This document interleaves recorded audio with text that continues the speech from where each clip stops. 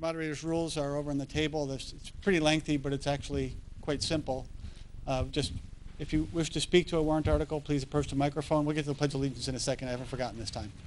And approach the microphone, give us your name and your address so we can confirm that you live in town. We'd appreciate that. And people want to speak more than once, they can, but I want to have everybody who wants to speak an opportunity to speak at least once before anybody speaks twice. Any ruling that I may make, the meeting can overrule by a 2/3 vote if that comes up. So before we get started with the actual business, if we can all rise for the Pledge of Allegiance. I pledge allegiance to the flag of the United States of America and to the republic for which it stands, one nation, under God, indivisible, with liberty and justice for all. Thank you. Another brief piece of housekeeping is people who are not residents of the town need permission of the meeting to speak if they wish to do so. I make an exception for the superintendent and any school district employee who wishes to speak and to answer questions. So the first warrant article is to choose the following school district officers: one school district moderator for 1 year, one school district clerk for 1 year, one school district treasurer for 1 year, and 2 school board members for 3-year terms, respectively. Article number 2, and I'll go ahead and read that.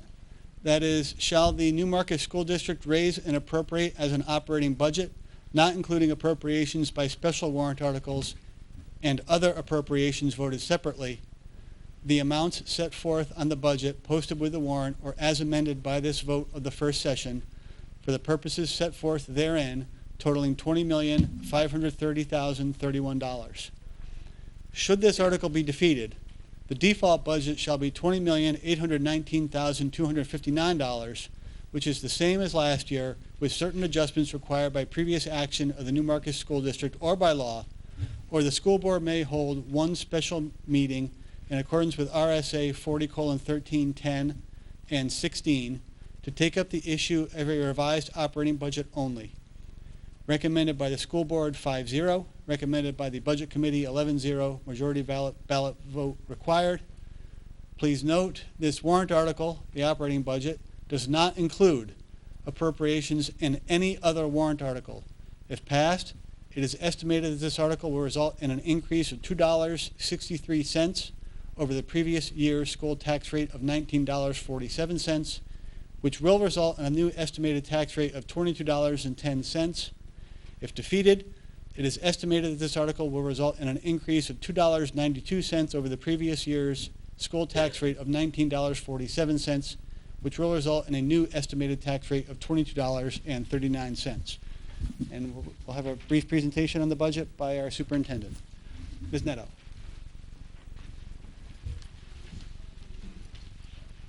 Thank you, Mr. Moderator. Good morning. So I'm going to talk first about this portion of the budget. Now, let's see, maybe. Lisa, would you manually operate our slideshow for us? I'm going to talk first about the non-debt service part of the budget. So $17,716,709. That's okay. It's a $575,000 increase over last year's operating budget, or a total of 3.36%. It's difficult to read this in this form, but you can see that 71% of our budget is allocated to salaries and benefits, and debt service, which we'll talk about later, represents another 11%, and you can see the other pieces there. I'm not going to read them out for you. Nor am I going to try to read you this sheet, which was provided for you on the table in slightly larger font, but we are going to talk about these categories. Each category, these are the categories that we are required to report to the state and how our budget is organized. Major budget increases. Bond payment increase, again, that $1.22 million approved last year by voters for the school construction and renovation.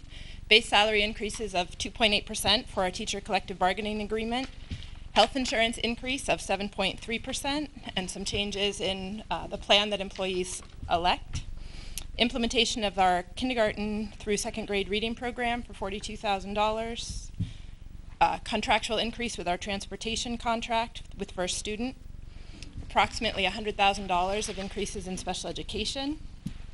Severance payments, which are the payment that we have agreed to through our collective bargaining agreement with teachers to pay out upon retirement, will go up by $13,000. Our increase in technology replacement equipment, and those of you who were here last year may remember that last year we put all of our technology purchases through our technology trust fund. So having depleted that, we've moved those funds back into the operating budget, or a portion of those. And an increase in replacement furniture of $11,000 as we move through the building construction and renovation process. Our next slide just gives you a peek at enrollments over the district over recent years. Next year we're projecting to be up modestly to 1,062 students over 1,051 students this year, and that includes students across pre-K through grade 12. So we'll start the function summary. So again, that's that chart that's available to you. If we start with the 1100s, which are our regular education portion of the budget, those include teacher salaries and benefits, the biggest chunk, single chunk of our budget. You can see that that's going up 4.45%, or roughly half of that $575,000 increase, and that's due to teacher salary increases and health insurance increases and changes. That also includes a reduction of one full-time elementary teacher position based on enrollment, as well as a full-time equivalent position at the high school, half-time position in social studies and a half-time position in English based on student enrollment. The addition of one full-time kindergarten paraprofessional position, so we'll be moving from 4 classrooms at that grade level to a projected 5 based on enrollment, and $42,000 for implementation of the reading program. In special education, you can see there a 0.5% increase. We're projecting in ELL the 1260s.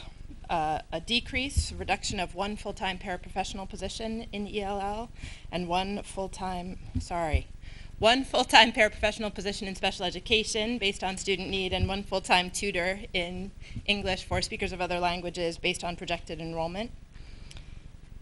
Again, the teacher salary and benefits changes. The 1300s are our vocational programs, the tuition we pay for the Seacoast School of Technology. You see a modest increase there based on the cost increase of $80 per student. A reduction of one tutor position at the elementary school. That position is in our operating budget and is being replaced by the relocation of a teacher from the junior-senior high to pick up some of that reading support. And a reduction in our summer school and co-curricular expenses based on our historical spending. In the 2100s, which are, again, under the state category, student support services, guidance, assessment, and health services, an increase there. That is largely due to some changes in personnel that we had occur coming into this year. A reduction of a 0.3 nurse, FTE nurse. That was a budgeted position for special educational needs that was not required this year, so we are not carrying that forward. And the reduction of one full-time administrative assistant position at the junior-senior high. They'll go from 4 positions to 3. The 2200s, support services and technology. You see again that the largest change there is the increase in technology equipment. Again, last year that we budgeted that through our capital reserve funds, which we've now expect to deplete, and an increase of $10,000 for professional development because we're absorbing a reduction in our grant funds. Our Title IIA grant funds are projected to continue to decline next year. The 2300s, almost everything else, the school board and SAU lines, as well as the administration. You can see, again, superintendent, business office, school district office, a 6% increase there. The severance payments that we discussed, the $13,000 for teacher retirements, are budgeted through that line. And then again, you see some changes in personnel in both the special education and business offices. School administration, $52,000 increase, salary increases per scale and contract, and again, some changes in health benefits. Buildings and grounds. Again, changes in personnel and benefits. We have budgeted for reductions in our heating oil and electricity costs based on our historical usage and our projected rates for next year. We already have our electrical rates projection. We have not yet locked in our fuel, but we expect that to be slightly lower than what we paid in the prior year. And an increase in our building repair and maintenance, again, based on our historical usage. We have some additional expenses that are being budgeted to our capital reserve funds for things like bleacher replacement at the junior senior high next year. Transportation, 7% increase contractually, and then we also have some changes based on special educational transportation needs. We're almost done. The last few categories here, we have lunch and recess monitors. Those positions were added this year based on some changes to paraprofessional scheduling and paraprofessional work hours. So you see that continuing into next year. Final payment on the modular buildings at the elementary school occurs next year for $59,000. And then we have a transfer of funds to our food service. That $700 represents the typical unpaid lunch balance at the end of fiscal year, which the district offsets if we're not able to collect. And finally, our Fund 21s, which are our grant funds, as well as 22 and 23. Fund 21 is our food service. Food service is budgeted as a break even. We collect some federal funds that offset the cost of that program. And our Fund 22 and 23 are our special education IDEA grant funds, as well as our Title IIA and Title I funds. And you can see those are going down the $73,000. So that $73,000 represents a tutor position that's funded in Title I, as well as the professional development funds that I mentioned. We turn to revenues. Last year I think I pretended I didn't need glasses, but I'm past that now. And my eyes maybe are not quite as good. If you look at the general fund, you can see our proposed increase of $575,000. No change there to food service. The grant reduction that we discussed and the bond payment is referenced there, an increase of $1.2 million over last year. This year we paid interest only. Next year represents the first year of the full package. We're projecting utilizing $300,000 of fund balance.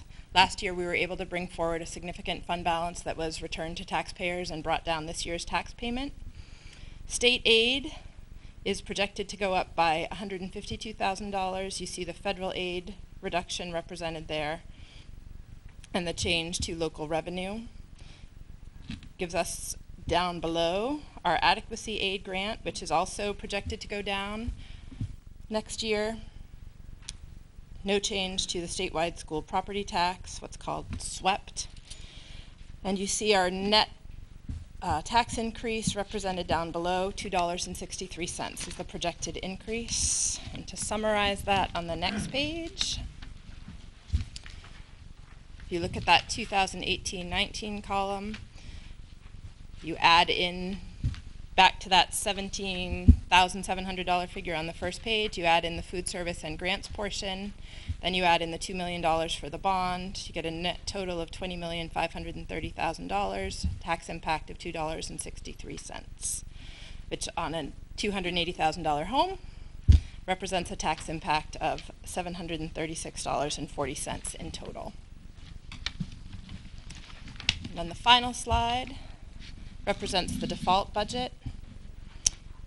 If the default budget were to be approved, it represents a 29-cent tax impact over the proposed, or a total of $2.92. And that is largely because the reductions which are proposed in the operating budget would not carry forward in the default budget.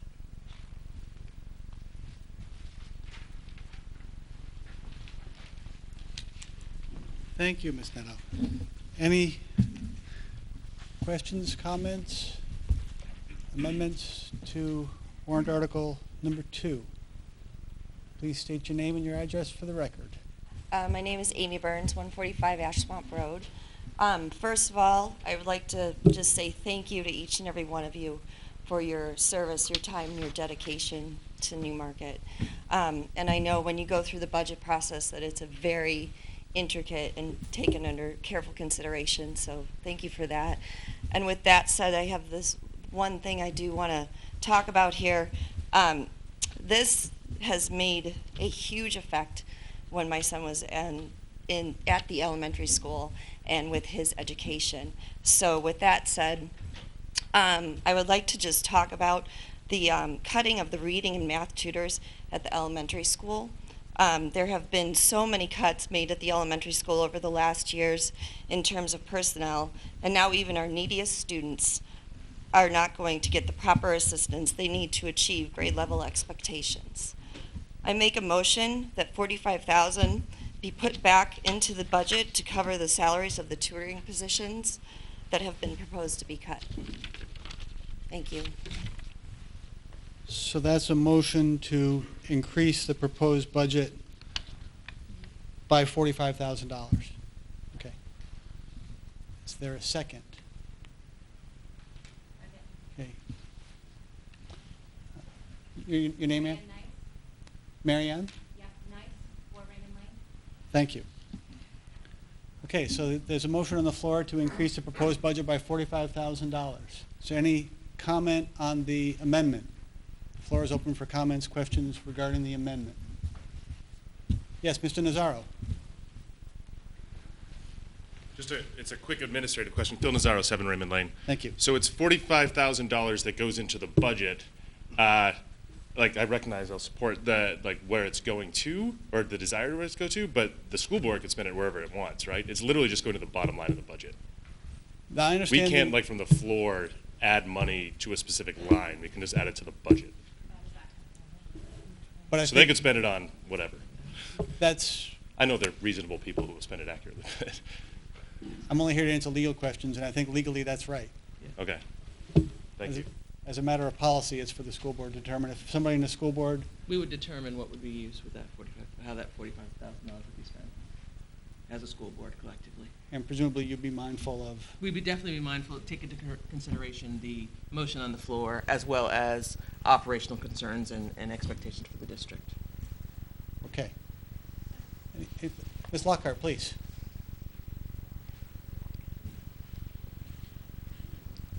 So it's for 2 positions? This is what you were talking about? Okay. And how many children did that affect? Ask the superintendent to address that question. Ms. Neto?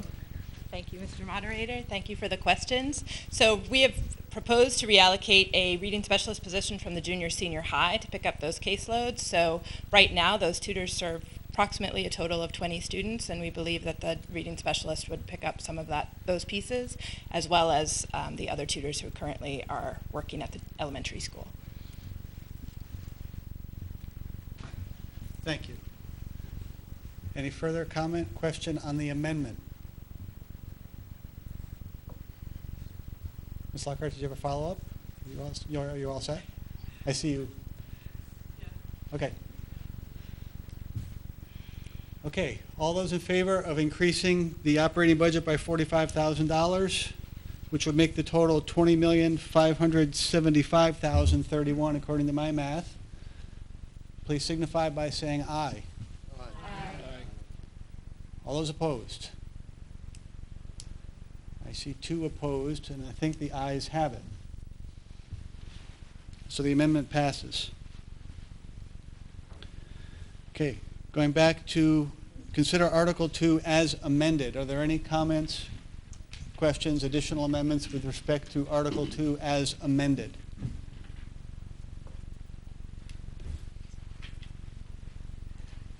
Ms. Lazarus.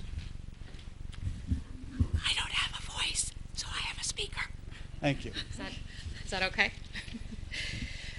So Joanne has lost her voice, so I'll just read this for her. I'm here to speak. Joanne Lazarus, 170 Exeter Road. Okay, Thank we're you. good. I'm here to speak about the cutting of the advanced placement part-time teaching position. I don't understand how such a cut could be made in the first place with the New Hampshire state legislation working on SB 193 to provide vouchers to private schools. We cannot afford for any more of our Newmarket students to go to other schools to have their educational needs met, or to be challenged, or for their educational dollars to go with them. I make a motion to reinstate $35,000 to the school operating budget for the express purpose of keeping the advanced placement part-time teaching position. I'm sorry, did you say 30,000? 35. 35. Thank you.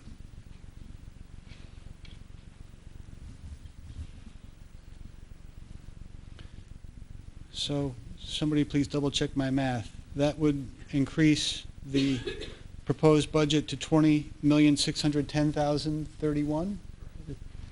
Correct? I'm seeing nods. Okay. Okay, so there's a motion on the floor to increase the operating budget by an additional $35,000, subject to the same provisions before, which is it's not binding on the school district, but they hear what's being said. Okay. Can I make a comment? And then if you Just remind us what your name is. Mary Ann Nice, 4 Raymond Lane. Thank you. I just would want folks to consider the amount of service that the gentleman that is serving in that position currently has provided the district, over 40 years of service. And I know budgetary considerations are important, and it's important to taxpayers. But I'd just like for us to consider the dedication. When the school budget itself was limited and this gentleman was here for all 40 years, he never left us. So it's something for us to consider in terms of cutting this position. Is this a message that we want to send to such a dedicated employee for this district? I certainly value his service over the years, even though my children have not yet had the pleasure of working with him. Thank you. Thank you, Ms. Nice. Any comment, question on the amendment? Mr. Pike. Dale Pike, 30 Smith Garrison. And I just, I thought I was. Dale Pike. Dale Pike, 30 Smith Garrison. And I would say as a general rule that I think that we've had a good process with the superintendent, good process with the school board, and a good process with the budget committee. And I know it's always hard to cut positions, but I think there's been a lack of acrimony I've enjoyed this year as compared to past years where people were up in arms about the budget. And I feel that I'm sorry for any positions that were cut for people that didn't want them to be cut. At the same time, I feel badly for taxpayers that are already going to see a substantial increase because of the vote for the school, which I was in favor of. And so I hate to see efforts on the part of the superintendent to carefully make sure that we are as efficient as possible with the school budget. I think it's unfortunate to overrule. I think I feel like I'm not spending any, in my vote on whether or not we add these positions back. I'm not going to be anywhere nearly as well informed, certainly as the superintendent, secondarily as the school board, and certainly, and even the budget committee. All have spent time looking at that decision and come up to a unanimous decision. So I think I would not want to send the message to the superintendent and the various boards in the future that we're not looking at and interested in making sure we're as efficient as possible with the tax dollars we spend for our students in our town, because we'll lose the trust of the taxpayer if we're not looking for efficiency. Thank you, Mr. Pike. The gentleman in the back. Phil, hang on a second. The gentleman behind you had his hand up. Mr. Nazzaro, Phil, you're going to be next. Good morning. Andrew Hemker, 14 Kimball Way. I'm just curious what cutting the position would do to class sizes. If if I see the projected enrollment still going up students, what I would do if we cut that teacher. I'm going to ask the superintendent to address the impact on class sizes, which I understand to be the question. Sure. Take your time. Thank you again. So in social studies, which is what I'm understanding the question was, there was no proposed impact to program. This was a class size and enrollment issue. So in other words, AP classes weren't being proposed for reduction, but in terms of class sizes, in social studies, we currently have an average course size of 12.8. The reduction would result in an average course size of 15.6. Don't go too far. Mr. Nazaro. Phil Nazaro, 7 Raymond Lane. So I think the superintendent might have already answered my question in that answer. What is the impact on programming? Will pupils not get the opportunity to attend an AP social studies class? That is not what is proposed. We would propose no change to program. So my son, in like 13 years, when he finally gets there, will be able to like attend AP still. I can't tell you. You can't talk about the future, but children today are not going to be impacting the opportunity. Okay, thank you. So in principle, no change to program in 13 years. He's really smart. I know. That's what my mother used to think.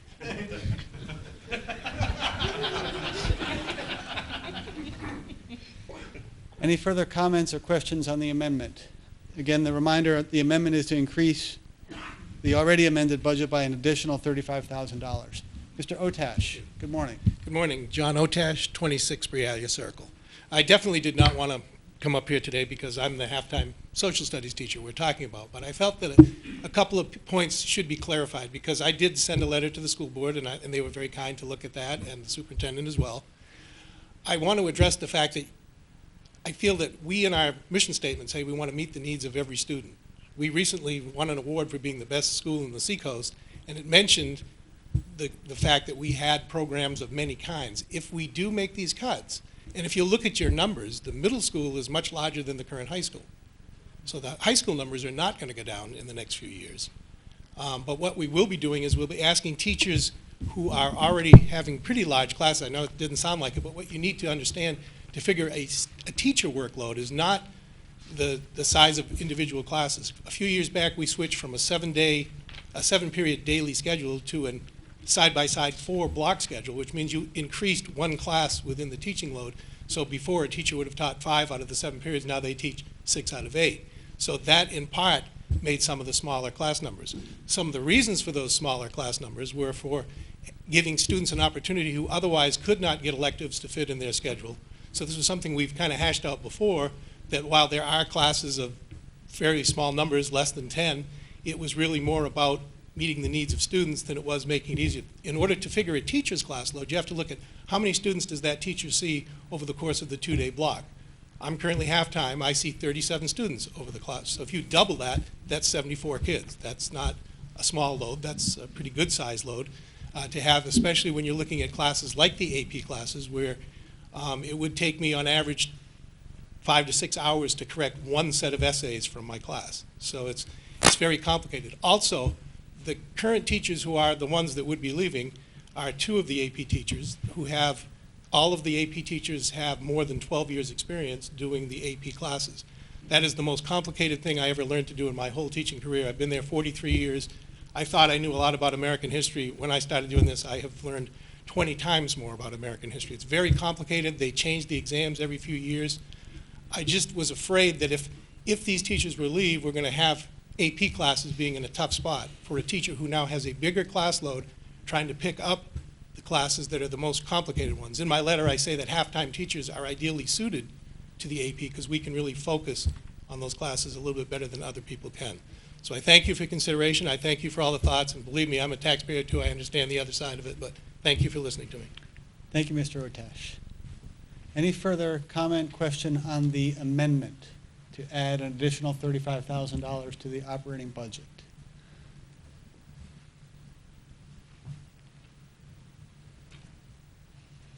Okay, seeing none, we're going to move to consider the proposed amendment.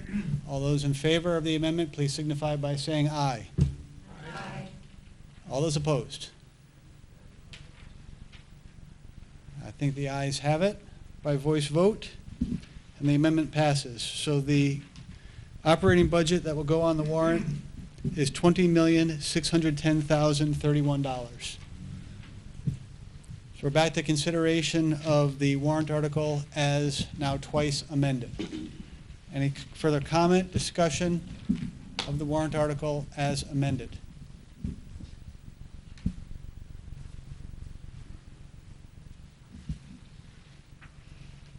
Seeing none, warrant article number 2 as amended will proceed to the warrant. In the absence of further business to come before the meeting at this time, I'll entertain a motion to adjourn. Second. Thank you. All those in favor of adjournment, please signify by saying aye. Aye. All those opposed?